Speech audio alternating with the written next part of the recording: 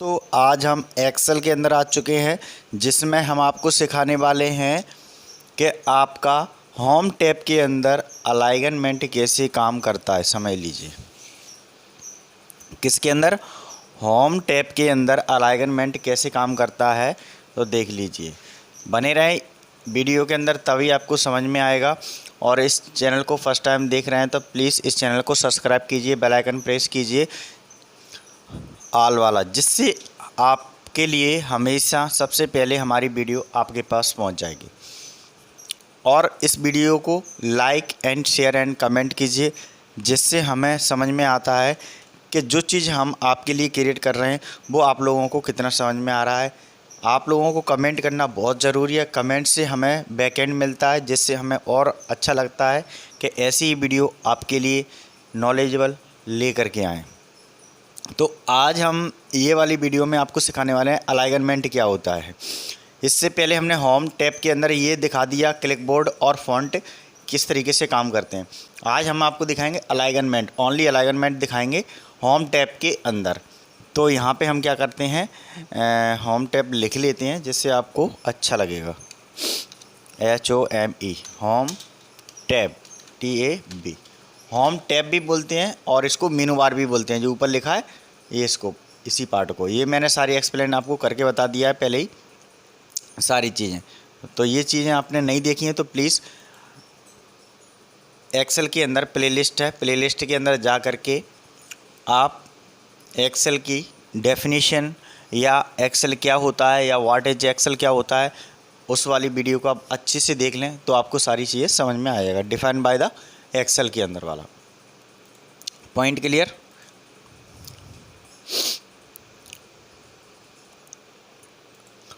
ठीक है, इसका भी थोड़ा सा साइज इंक्रीज कर देते हैं। होम टैब, तो होम टैब के अंदर हम क्या पढ़ रहे हैं, इसके अंदर यहाँ पे पढ़ेंगे अलाइनमेंट। होम टैब के अंदर क्या चीज़ है, अलाइनमेंट। तो समझ लीजिए अलाइनमेंट क्या होता है। मैं यहाँ स्पेलिंग लिख देता हूँ अलाइनमेंट की, जिससे आपको समझ में आ जाएगा। ALIGNMENT, अलाइनमेंट, जिसको बोलते हैं जैसे कोई भी पैराग्राफ है उसको सही प्रॉपर तरीके से लिखना, उसी को हम बोलते हैं अलाइनमेंट। ओके, होम टैब के अंदर क्या सीख रहे हैं, अलाइनमेंट। और यहाँ इसको हम क्या कर लेते हैं, कलर कर देते हैं थोड़ा सा, जो आपको अच्छा लगे उस टाइप का कलर शो कर देते हैं। ठीक है, आ गया समझ में। तो होम टैब के अंदर हम पार्ट लेकर के आए अलाइनमेंट। आप समझ लीजिए ये थर्ड नंबर का पार्ट होता है। पहला आपका क्लिकबोर्ड हो गया, फॉन्ट हो गया, इससे पहले जो वीडियो बनी है इसके अंदर ये सारी चीज़ें हैं। आज की क्लास में क्या पढ़ा रहे हैं हम, अलाइनमेंट। अलाइनमेंट में क्या होता है, सबसे पहले हम यहाँ पे आपको दिखाएंगे ये वाली लाइन। ये टॉप अलाइनमेंट होता है, सेल के अंदर जो भी कुछ लिखा जाएगा वो टॉप पे पहुँच जाएगा। ये आपका मिडिल अलाइनमेंट होता है, सेल के अंदर जो भी लिखा जाएगा वो आपका मिडिल पार्ट पे पहुँच जाएगा। और ये होता है आपका बॉटम अलाइनमेंट, सेल के अंदर जो भी हम डेटा को लिखेंगे वो कहाँ पहुँच जाएगा, हमारा बॉटम पार्ट पे। तो देख लीजिए सेल को हम क्या बना लेते हैं, पहले यहाँ पे एक नाम दे देते हैं किसी भी चीज़ का, तो वो हम शो करके दिखाते हैं। यहाँ पे सबसे पहले हमने दे दिया यहाँ पे नेम, NAME, नेम। और यहाँ पे नेक्स्ट दे दिया मैंने कोर्स, COURSE। और यहाँ पे दे दिया नेक्स्ट मैंने क्लास, CLASS। और यहाँ पे दे दिया मैंने डेट। तो इस तरीके से ये आपके टेबल एक क्रिएट हो गई। ये चीज़ें हम पहले भी बना चुके हैं। और इसको थोड़ा सा हाईलाइट कर लेते हैं, यहाँ से बोल्ड करके थोड़ा सा साइज को भी इंक्रीज कर लेते हैं, जिससे आपको टेबल सही अच्छे से दिखाई दे जाए। ओके पॉइंट, ठीक है।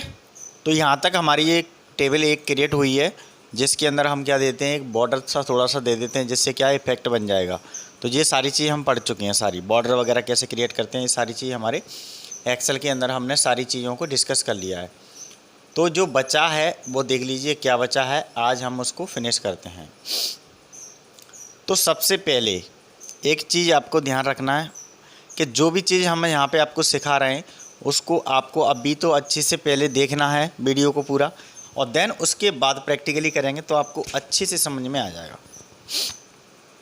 अब मैंने यहाँ पे किसी का भी एक नाम लिख लिया, जैसे मान के चलो ए लिख लिया, यहाँ पे मैंने बी लिख लिया, यहाँ पे मैंने सी लिख लिया, ये क्या एक नेम है, और यहाँ पे मैंने डी लिख लिया, ये नेम चल रहा है। कोर्स के अंदर मैंने लिख लिया जैसे मान के चलो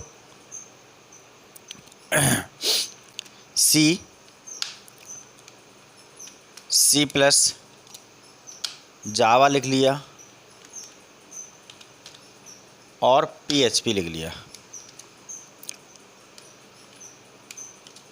ठीक है, क्लास के अंदर 1 2 3 करके डाल देते हैं, कोई दिक्कत नहीं है। 1 2 3 4 इस तरीके से। डेट के अंदर लिख देते हैं, जैसे मान के चलो एक डेट है और स्लैश लगा के 10वां महीना है 2022-21। तो इस तरीके से मैंने डेट को डिफ़ाइन कर दिया, और यहाँ से ऐसे पकड़ के मैंने डेट एक ही इक्वल कर लिया, तो ऑटोमेटिकली डेट को वो सिलेक्ट होकर के इंक्रीज कर देगा। ठीक है, तो ये अपनी टेबल बनके तैयार हो गई। अभी आपको टेबल छोटी सी दिख रही होगी थोड़ी सी, तो मैं इसको थोड़ा सा साइज इंक्रीज कर देता हूँ इसका। ये डेटा हमारा पहले से ही है। ठीक है, अभी आप देख रहे होंगे तो कह रहे होंगे अलाइनमेंट तो इसमें बता ही नहीं रहे सर, तो अभी बताते हैं। पहले हम ये चीज़ें आपको समझा देते हैं पहले। अब अपना अलाइनमेंट स्टार्ट होता है।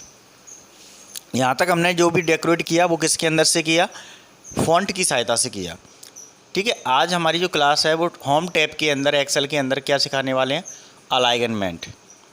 पॉइंट क्लियर, होम टैब के अंदर एक्सेल में अलाइनमेंट। ठीक है, और यहाँ पे जो भी पॉइंट अपन सीख रहे हैं वो सबसे महत्वपूर्ण चीज़ है, EXCEL एक्सेल। ठीक है, ये इसलिए महत्वपूर्ण है, आज आप देखेंगे सबसे ज़्यादा मार्केट में इसकी ही रिक्वायरमेंट है सबसे ज़्यादा, क्योंकि ये इस पर सबसे ज़्यादा कार्य होता है। ठीक है, जहाँ पे जो भी डेटा बन के आएगा सबसे ज़्यादा इसके कार्य पर होता है। ये थोड़ा सा हाईलाइट हो रहा है, इसका कलर थोड़ा सा डार्क हो जाए।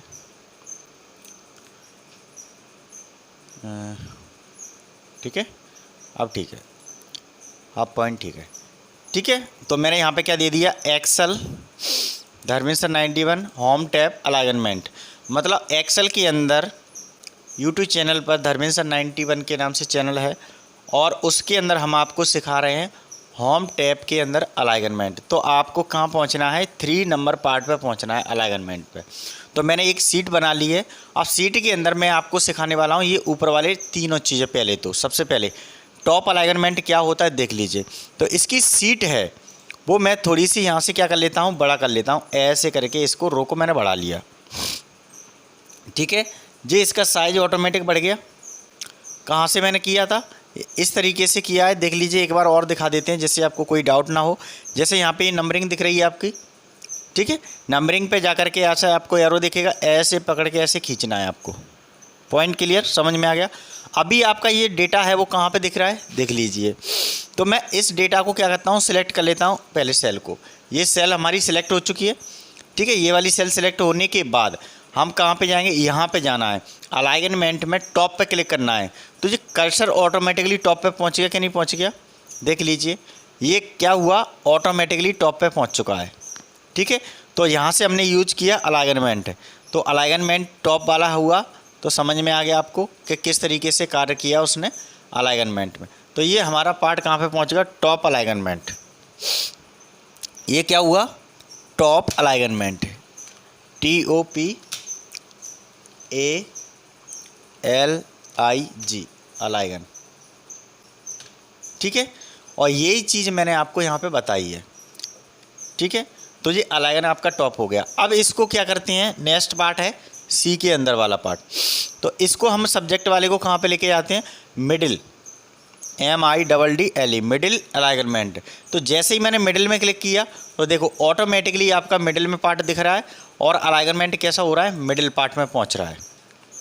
ये बहुत इंपॉर्टेंट है, समझ लीजिए, नहीं तो आपको बाद में समझ में नहीं आएगा डेटा। डेटा आज आप समझ सकते हैं तो समझ सकते हैं, बाद में आपको डेटा बिल्कुल नहीं समझ में आएगा। तो मैंने यहाँ पे क्या लिख दिया, MIDDLE मिडिल अलाइनमेंट। तो ये कैसा हुआ अपना C मिडिल अलाइनमेंट, क्योंकि ये लाइन के बीच में पहुँच गया है। अब लास्ट में आता है, जैसे मान के चलो मेरा डेट है, डेट अभी मैं टॉप पे रख लेता हूँ इसको, तो ये टॉप पे दिख रहा है, ठीक है। बट इसको हमें कहाँ चाहिए, बिल्कुल बॉटम पार्ट में चाहिए, BOTTOM बॉटम पार्ट में चाहिए। तो हम क्या करेंगे, इसी वाली डेट को यहाँ से सिलेक्ट करेंगे, कहाँ से, इस वाले पार्ट से। तो ये अलाइनमेंट कहाँ पहुँच जाएगा, बॉटम में पहुँच जाएगा। मतलब बॉटम मीन्स होता है बिल्कुल लास्ट वाले पार्ट में। समझ में आया, कहाँ पे पहुँच जाएगा, बिल्कुल लास्ट वाले पार्ट में। तो यहाँ से मैंने क्या किया, इस पर डेटा के अंदर यहाँ पे मैं क्या लिख दूँ, बॉटम, BOTTOM बॉटम अलाइनमेंट, ठीक है। इसका भी एक और कलर दे देता हूँ जिससे आपको सही समझ में आ जाएगा। कोई दूसरा कलर दे देते हैं, ठीक है। ये दे दिया मैंने, बॉटम डायरेक्ट लिख दिया है, अलाइनमेंट आपको पता है क्योंकि चल रहा है ये, ठीक है। तो यहाँ तक आपको डेटा समझ में आ गया होगा कि किस तरीके से हमने क्रिएट किया, और क्रिएट करने के बाद ये डेटा किस तरीके से हमारा शो होकर के आ रहा है। इसका थोड़ा सा साइज इंक्रीज कर लेते हैं, ठीक है। अब बन चुका है, ठीक है। ऐसे ही मैंने मान के चलो अभी यहाँ पे डेटा को पूरा, इसको भी खिसका देते हैं थोड़ा सा नीचे, तो ये बिल्कुल सही तरीके से दिख रहा होगा। यहाँ पे हमने बॉटम में लिया है, ये मिडिल पार्ट लिया है, ये हमारा टॉप। तो ये तीनों चीज़ें आपको क्लियर हो चुकी होंगी कि किस तरीके से हमें ये इसको डिफ़ाइन करना है, और डिफ़ाइन करके उस चीज़ को किस तरीके से सिलेक्ट करके रखना है। समझ में आ गया, तो यहाँ तक तो कोई डाउट नहीं होगा, अच्छे से क्लियर हो गया होगा। अब चलते हैं नेक्स्ट पार्ट, ठीक है। यहाँ तक तो आपको सही समझ में आ रहा होगा। चलिए, तो ये तीनों चीज़ें आपको क्लियर हो गई। अलाइनमेंट में टॉप में कहाँ जाता है, सेल में जो भी लिखा है ऊपर जाएगा टॉप वाले हिस्से में, ठीक है। नेक्स्ट क्या है, अलाइनमेंट मिडिल, मिडिल मतलब होता है सेंटर में आपका पहुँच जाएगा, जैसे ये बीच अभी सेल के अंदर पहुँच रहा है। फिर आता है आपका बॉटम, बॉटम मतलब होता है पेज के जो सेल होता है उसके डाउन वाले हिस्से में पहुंच जाएगा। तो ये तीनों पॉइंट आपके क्लियर हो गए होंगे, ये वाले, ये पहला आपका टॉप, ये आपका मिडिल और ये आपका बॉटम अलाइनमेंट में, ठीक है। पॉइंट क्लियर समझ में आ गया। अब चलते हैं नेक्स्ट पार्ट है अलाइनमेंट लेफ़्ट राइट सेंटर। तो इसको भी हम करके बताते हैं, पहले वापस कर लेते हैं, जैसा हमारा डेटा था वैसा ही हम वापस कर लेते हैं जिससे कोई भी डाउट ना होगा, ठीक है। तो हम वापस कर लिया, सीट हमारी वैसी आ गई जैसे पहले थी, उस टाइप की हमारी सीट वापस लौट के आ गई, ठीक है। अब यहाँ से मैं थोड़ा सा इसको साइज़ को इंक्रीज कर देता हूँ, और इंक्रीज करके जिससे सारा अच्छे से दिखाई दे, ठीक है। अब आ गया। अब डेटा के अंदर हमें क्या करना है समझ लीजिए। सबसे पहले यहाँ पे जो भी डेटा बना है, सबसे पहले हम ये वाले पार्ट पे जा रहे हैं, अलाइनमेंट लेफ़्ट सेंटर और राइट, ये तीन पार्ट आपको मिलेंगे। सबसे पहले यहाँ पे मैं सिलेक्ट कर देता हूँ इसको, ये वाले पार्ट को मैंने सिलेक्ट किया, ऊपर वाले को सॉरी, इसको मेरे को कहाँ ले जाना है, सबसे पहले जो भी डेटा लिखा है उसको सेंटर में ले जाना है। तो सबसे पहले मैंने सेंटर का यूज किया, तो जैसे ही सेंटर यूज किया तो आप देख सकते हैं जो भी सेल था सारे डेटा आपका सेंटर में आ गया। ये वाला डेटा पूरा आपका सेंटर में दिख रहा है, देख लीजिए। कलर मैं कर देता हूँ जिससे आपको कोई डाउट ना हो। ये किस में आ गया, सेंटर में। तो यहाँ पे मैं क्या लिख देता हूँ, CENTER सेंटर अलाइनमेंट, ALIGN, ये कैसा है, सेंटर अलाइनमेंट। पॉइंट क्लियर समझ में आ गया होगा, कोई इसमें डाउट नहीं है, बहुत ही ईजी तरीके से आपको बता रहे हैं, ठीक है। तो ये सिंपल सी चीज़ें हैं और बहुत ज़रूरी है इन चीज़ों को, नहीं तो आपको पता नहीं होगा तो पता नहीं चलेगा ये चीज़ें। तो ये हमने बताया कि सेंटर में कैसे काम करता है। तो सेंटर अलाइनमेंट आपको समझ में आएगा कि किस तरीके से ये बनता है और किस तरीके से ये कार्य करता है। तो पहला वाला जो बॉक्स था वो हमारा क्या काम कर रहा था, सेंटर अलाइनमेंट। तो मैं यहाँ पे एक बार लिख देता हूँ जिससे आपको कोई डाउट ना हो। CENTER, centre, ALIGN, alignment. तो ये सेंटर अलाइनमेंट हो चुका है और यहाँ से मैंने शीट को भी बना दिया है। अब दूसरा लेते हैं हम लेफ्ट अलाइनमेंट, तो LEFT, लेफ्ट, और फिर लेते हैं राइट, RIGHT, राइट अलाइनमेंट। बाकी सेम डेटा रहेगा, मैंने अलाइनमेंट नहीं लिखा है, एक में लिख लिया है, तो आप समझ सकते हैं इस चीज़ को कि कोई भी डाउट नहीं होना चाहिए। अब ये हमारी सीट यहाँ पे तैयार है, तो सबसे पहले जो सीट है उसको समझ लीजिए कैसे काम कर रही है। यहाँ पे मैंने लिखा है सेंटर, तो ये सेंटर वाली आपको कोई भी चीज़ सारी डेटा को कहाँ पे लेके जा रहा है, सेंटर में लेके जा रहा है। और इसका मैंने सेंटर में कलर कैसे कर दिया, सेंटर वाला आपको दिखाई दे रहा होगा। पॉइंट क्लियर समझ में आ गया, ठीक है। और यहाँ से मैं इसको थोड़ा सा हाईलाइट कर देता हूँ जिससे आपको सही समझ में आ जाएगा। और यहाँ से मैं इसका ब्लैक कलर दे देता हूँ, देखो सेंटर आ गया। तो सेंटर हमने कहाँ लिखा था, बिल्कुल सेंटर वाले पार्ट पे। तो जितने भी सेल हैं सबके अंदर जो डेटा लिखा है वो सेंटर में पहुँच चुका है, बीचा बीच में, बिल्कुल सही है। अब चलते हैं नेक्स्ट पार्ट क्या है, लेफ्ट। नेक्स्ट पार्ट क्या है, लेफ्ट। तो मैं यहाँ से क्या कर देता हूँ, कोई भी इसमें एक पहले कलर दे देता हूँ, यही सही लग रहा है। अब इसको लेफ़्ट लेके जाना है, तो यहाँ से मैं सारे डेटा को क्या कर लेता हूँ, सिलेक्ट कर लेता हूँ, किसी में सेंटर में, किसी में कहीं दिख रहा है, और इसको लेफ़्ट वाले पे सिलेक्ट कर देते हैं, लेफ़्ट अलाइनमेंट पे। जैसे ही लेफ़्ट अलाइनमेंट किया तो देखो लेफ़्ट साइड में खिसे आया पूरा, ठीक है। अभी जैसे मैं सेंटर में रख दूँ तो सेंटर में पहुँच रहा है, देखो बीचा बीच में। और इसी को मैं यहाँ से क्लिक करूँ, कहाँ से, लेफ़्ट वाले बॉक्स से, तो ये सीधे सीधे लेफ़्ट साइड आ गया, पूरा आ गया। अब ऐसे ही राइट साइड वाला देखना है, तो राइट साइड में मैं यहाँ पे क्या करता हूँ, कलर सेलेक्ट कर लेता हूँ पहले। जैसे मैंने यहाँ पे कोई ब्लैक ही कर लेते हैं, कोई दिक्कत नहीं है। और जो मीनिंग का कलर है वो मैं राइट कर लेता हूँ। तो इस तरीके से हमने ये क्या रख लिया, इसको बिल्कुल सही तरीके से यूज हो गया। अब राइट रखा, तो राइट अलाइनमेंट क्या काम कर रहा है देख लीजिए। जैसे मैंने यहाँ पे डेटा जो लिखा हुआ है बीच वाली रो में, ये वाली में, अब मैंने सिलेक्ट कर लिया। सबसे पहले सिलेक्ट करने के बाद मैं ऊपर जाऊँगा, अलाइनमेंट में राइट क्लिक कर देंगे, कहाँ पे, राइट। तो जैसे भी जो डेटा होगा वो कहाँ आ गया, राइट साइड में आ गया, देखो ऑटोमेटिकली। जैसे मैंने सेंटर में क्लिक किया, सेंटर में आ रहा है, लेफ्ट में क्लिक किया, लेफ्ट में आ रहा है, राइट में क्लिक करेंगे तो राइट में आ जाएगा। यहाँ पे आप देख लीजिए, थोड़ा सा इस वाले पार्ट को थोड़ा सा अजीब सा लग रहा होगा, ठीक है। आप देखिए जैसे मैंने सेंटर में क्लिक किया तो सेंटर में आ गया, यहाँ पे देखिए लेफ़्ट में क्लिक किया तो लेफ़्ट में आ गया। अभी हमें आंसर किसका करना है, राइट वाले का, क्योंकि हमने क्या लिखा है, राइट, तो राइट में पहुँच गया पूरा डेटा। समझ में आ गया। राइट वाले को हमने किससे यूज कर लिया, यहाँ से कलर में दे दिया, जैसे मान चलो ग्रीन में। और लेफ़्ट वाले को हमने दे दिया किसके अंदर, कौन सा कलर दे दिया लेफ़्ट वाले को, मान के चलो रेड। और सेंटर वाले को हमने दे दिया यहाँ पे इस टाइप का, ठीक है, ब्लू लाइन। तो इस तरीके से आपको तीनों चीज़ें समझ में आ गई होंगी। यहाँ पे हम जो भी डेटा लिख रहे हैं वो किसके अंदर आ रहा है, अलाइनमेंट में। यहाँ पे शो हो रहा है क्या, सेंटर में, तो अलाइनमेंट सेंटर हो गया। यहाँ पे लेफ़्ट हो गया, यहाँ पे राइट हो गया। तो यही चीज़ें यहाँ पे आपकी दी गई हैं, ठीक है। समझ में आ गया होगा कि किस तरीके से इसका यूज करना है। ओके, पॉइंट क्लियर हो गया। अब बात करते हैं नेक्स्ट। यहाँ पे आपका डिक्रीज इंडेंट और इंक्रीज इंडेंट आता है। तो हम टेबल वापस कर लेते हैं, जैसी हमारी टेबल पहले बनी थी वैसे ही वापस कर लेते हैं, जिससे क्या होगा, हम जो भी डेटा सिखा रहे हैं बिल्कुल सही तरीके से आ जाएगा। तो मैं वापस कर रहा हूँ, जिससे आपकी टेबल के अंदर जो भी डेटा लिखेंगे वो हमारे वापस पार्ट में शो हो जाएंगे, ठीक है। तो ये हमारी टेबल वापस आ चुकी है। अब इसके आगे फिर हम लिखते हैं नेक्स्ट पार्ट। यहाँ पे लिखा है इंडेंट डिक्रीज, ठीक है, पॉइंट क्लियर, INDENT। तो यहाँ पे मैं क्या लिख लेता हूँ, INDENT, इंडेंट। यहाँ पे डिक्रीज के अंदर मैंने D लिख लिया, और इंडेंट इंक्रीज के अंदर EI लिख लेंगे।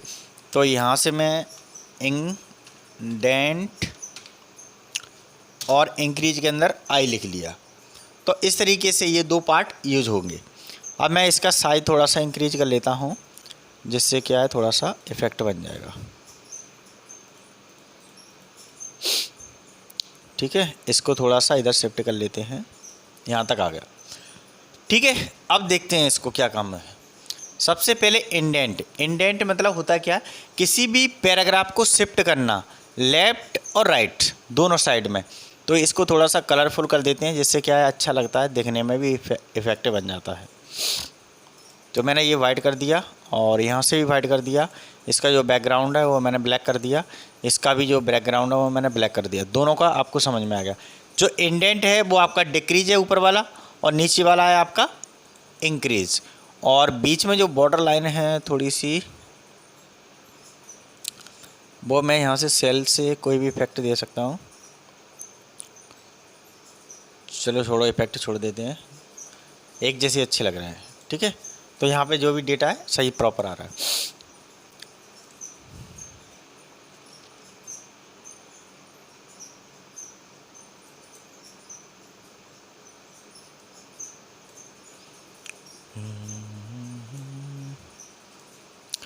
ठीक है, अब सही दिख रहा है। इसकी मैंने बॉर्डर लाइन दे दी। अब चलिए किस तरीके से काम कर रहा है देख लीजिए। अब यहाँ पे हमें क्या करना है, यहाँ पे जो ऊपर लिखा है इसको बोलते हैं इंडेंट डिक्रीज। तो सबसे पहले यहाँ पे पहुँचते हैं, ये लिखा है डिक्रीज। इसकी जो कंट्रोल की होती है क्या होती है, control plus alt shift plus tab button. ये 4 बटन को एक साथ में प्रेस करेंगे तब भी आपका काम करेगा। Control alt shift plus tab button, ये आपको बहुत ही ध्यान रखना है किस किस बटन को यूज करना है। आपको मैंने दिखाया control alt shift plus tab button, ये 4 बटन आप यूज करेंगे तो आपका डेटा जो लिखा हुआ है वो आपका कहाँ पहुंच जाएगा, इंडेंट डिक्रीज की ओर जाएगा। ठीक है, पॉइंट क्लियर हो गया समझ में कि नहीं आया। जैसे मैं इस सीट को थोड़ा सा ऐसे बढ़ा के देता हूँ, बढ़ गया। अब मेरा जो डेटा है वो कहाँ पर रख लिया मैंने, राइट साइड में रख लिया। अब मैं इसको डिक्रीज कर रहा हूँ तो नहीं आ रहा है, क्योंकि ये पहले से ही रखा है। मैंने लेफ़्ट साइड में रखा, जैसे ही मैंने इसको डिक्रीज किया तब भी नहीं डेटा जाएगा, क्योंकि ये एक फिक्स वैल्यू पे रखा हुआ है, इसलिए ये डेटा यहाँ पे सही तरीके से शो नहीं कर पा रहा है।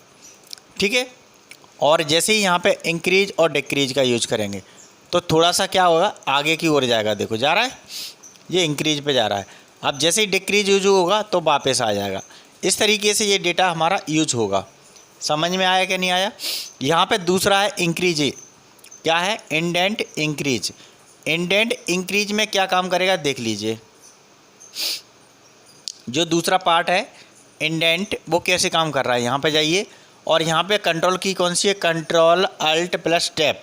तो तीनों को प्रेस करना है, ये ध्यान रखना। पहले हमें क्या यूज करना है, इंक्रीज डेटा को ले जाना। तो इंक्रीज एक एक पॉइंट करके आगे जा रहा है, देख लीजिए इंक्रीज में जा रहा है।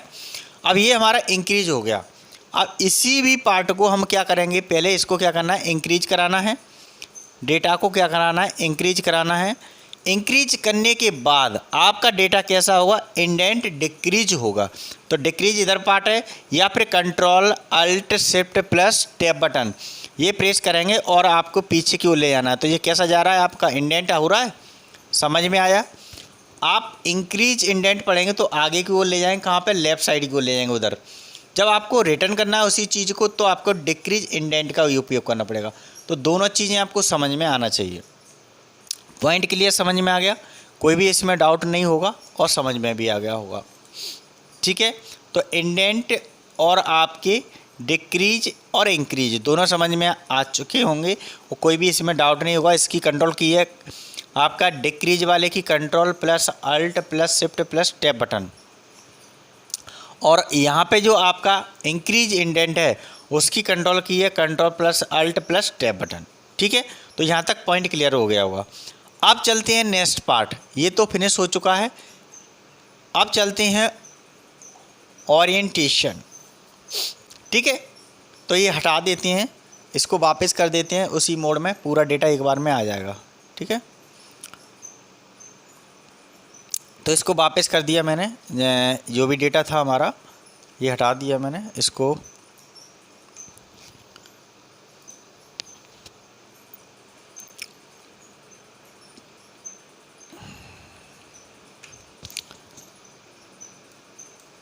ठीक है, यहाँ से मैंने इसको इरेज कर दिया।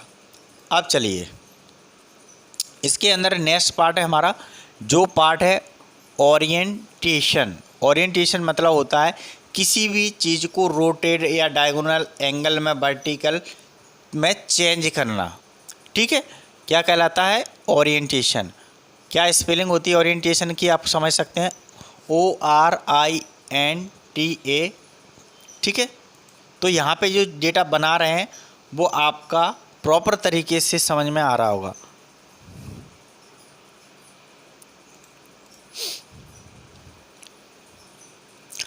ठीक है, तो इसके अंदर ओरिएंटेशन में क्या रहेगा आपका, रोटेट वगैरह सारी चीज़ें यूज होंगी, वर्टिकल भी हो जाएगा, ओरिएंटेशन जैसा भी डेटा होगा सारी चीज़ों में आ जाएगा।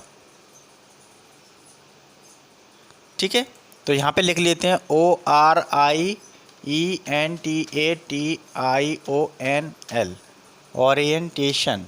ठीक है, एक बार और देख लेते हैं स्पेलिंग को प्रॉपर है या नहीं। ORINTATION सही है। ठीक है, अब इसका कलर हम थोड़ा सा इफेक्टिव कर देते हैं और यहाँ से वाइट कर देते हैं। ठीक है, इसका थोड़ा सा इंक्रीज कर देते हैं साइज को और ये कर देते हैं बोल्ट। ये हमारी बन गई seat,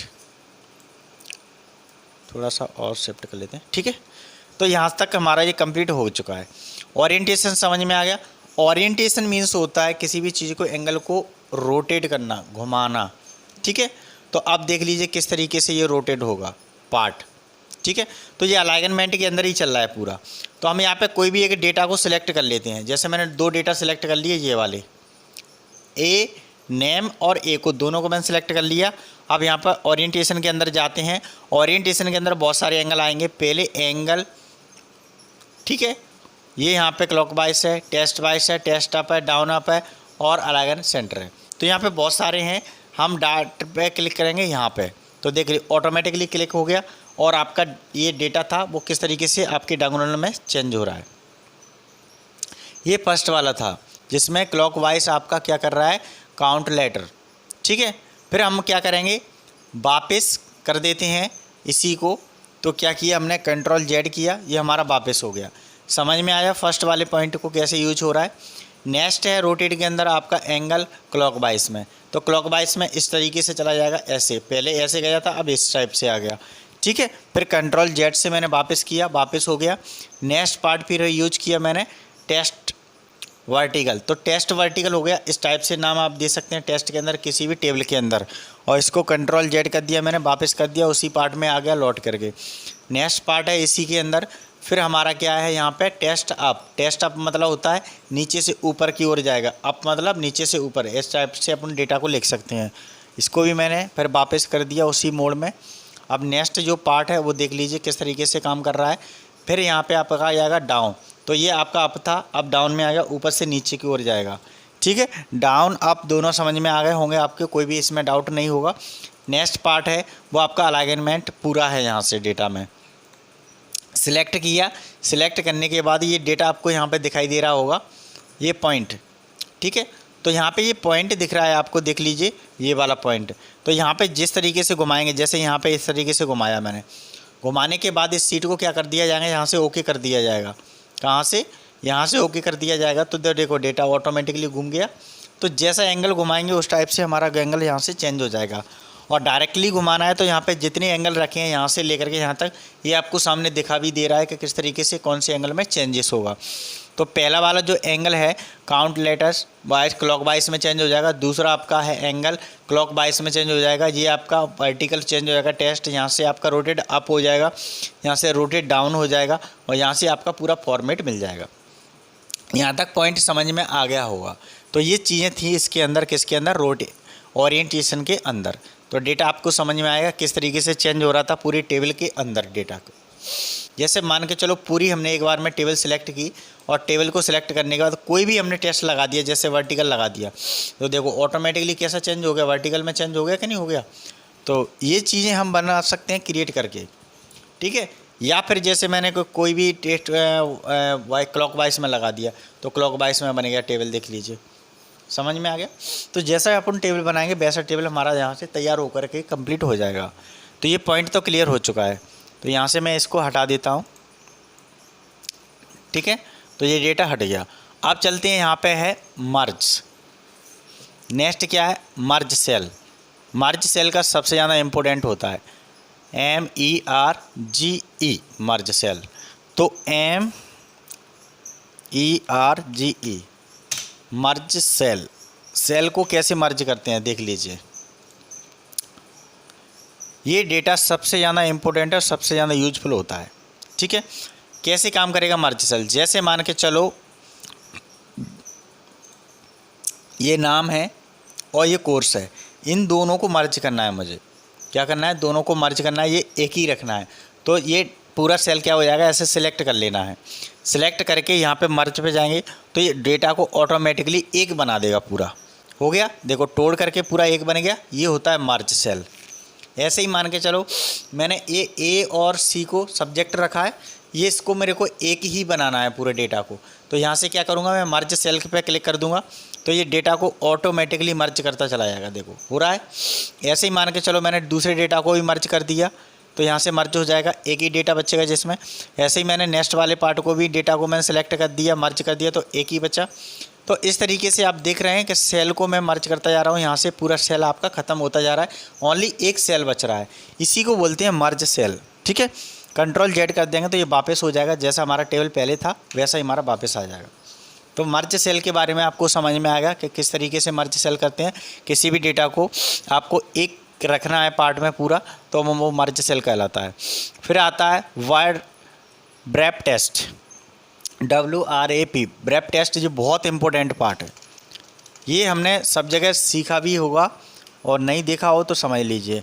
ब्रेप text, TEXT, wrap text की मीन्स होता है, समझ लीजिए। ये नोट पैड, वर्ड पैड सब में मिलता है आपका। नोट पैड में आप देख लीजिए कभी कभी एक लाइन में चला जाता है पूरा डेटा, वही होता है अपना वर्ड ब्रेप टेस्ट। तो यहाँ पे हम क्या करते हैं, जैसे मैंने नेम में लिखा, नेम में कुछ ऐसी मीनिंग लिख दी जो बहुत सारी आगे तक जा रही है किसी भी डेटा के अंदर। जैसे मान के चलो मैंने अपना नाम ही लिख दिया, क्योंकि मेरा नाम थोड़ा सा ज़्यादा बड़ा है जिससे आपको समझ में आ जाएगा। जैसे मैंने नाम लिखा तो बहुत सारा आगे पीछे जा रहा है, बट हम चाहते हैं कि ये नाम आधा कट रहा है, दिख भी नहीं रहा, तो ये कैसा हो जाए, ब्रेप टेस्ट की सहायता से नीचे को बढ़ जाए। तो जैसे ही मैंने इस पर क्लिक किया, क्लिक करने के बाद यहाँ पे जाऊँगा ब्रेप टेस्ट पे, जो ऊपर लिखा है ब्रेप टेस्ट, इस पर जाऊँगा, क्लिक करूँगा तो ऑटोमेटिकली वो चेंज कर देगा सेल को। वो सेल के अंदर जितना भी डेटा होगा एक बार में फिक्स कर देगा। पॉइंट क्लियर हो गया, समझ में आ गया होगा। अब मैं इसके अंदर जो भी डेटा लिखूँगा और भी, तब भी आराम से वो डेटा को सेटिस्फाई कर लेगा। देख लीजिए ऑटोमेटिक आ गया। तो जो भी डेटा यहाँ पे लिखते जाएंगे, जैसे मैंने और लिखा, देखो ऑटोमेटिकली सेल को क्या कर दिया उसने, ब्रेप टेस्ट कर दिया। देखो कर दिया। तो इस तरीके के डेटा को हम क्या कहते हैं, ब्रेप टेस्ट कहते हैं। तो अलाइनमेंट में हमने सारी चीज़ें एक एक से समझ ली। आपको डेटा समझ में भी आ गया होगा कि किस तरीके से डेटा को डिफ़ाइन कर रहे थे और ब्रेप टेस्ट को किस तरीके से यूज किया। तो ये सारी चीज़ हमने इस क्लास के अंदर पूरा समझ लिया है कि किस तरीके से अलाइनमेंट यूज होता है एक्सेल के अंदर। तो आज की क्लास में आपको बहुत ही आपको समझ में आया होगा, सारी चीज़ें क्लियर हो गई होंगी, कोई भी किसी भी डेटा के अंदर डाउट नहीं होगा, क्योंकि मैंने जो आपको सिखाया बहुत ही इंपॉर्टेंट पार्ट सिखाया, ये समझ लीजिए। इसके बिना आपको एक्सेल कार्य करना नहीं आएगा। जब तक आप अच्छे से देखेंगे, उसकी प्रैक्टिस करेंगे, तभी आपको समझ में आएगा। तो आज की क्लास में इतना बहुत है। मैंने आपको होम टैब में अलाइनमेंट समझाया, अलाइनमेंट में क्या क्या पार्ट होते हैं ये सारे मैंने आपको क्लियर करा दिए। Thank you very much. फिर मिलते हैं नेक्स्ट वीडियो में। जब तक सारी वीडियो को देखते रहें, समझते रहें और सारी टॉपिक को एक एक करके अच्छे से क्लियर करते रहें। Thank you very much. और इस वीडियो को सबसे ज़्यादा शेयर कर दीजिए, कमेंट कर दीजिए, और इस चैनल पर फर्स्ट टाइम देख रहे हैं तो प्लीज़ इस चैनल को सब्सक्राइब कीजिए, बेल आइकन प्रेस कीजिए, जिससे हमें उत्साह बढ़ेगा ऐसी ही वीडियो और ले आने के लिए। आपके लिए मेहनत करते रहेंगे और आपको सिखाने की पूरी कोशिश की जाएगी। Thank you very much.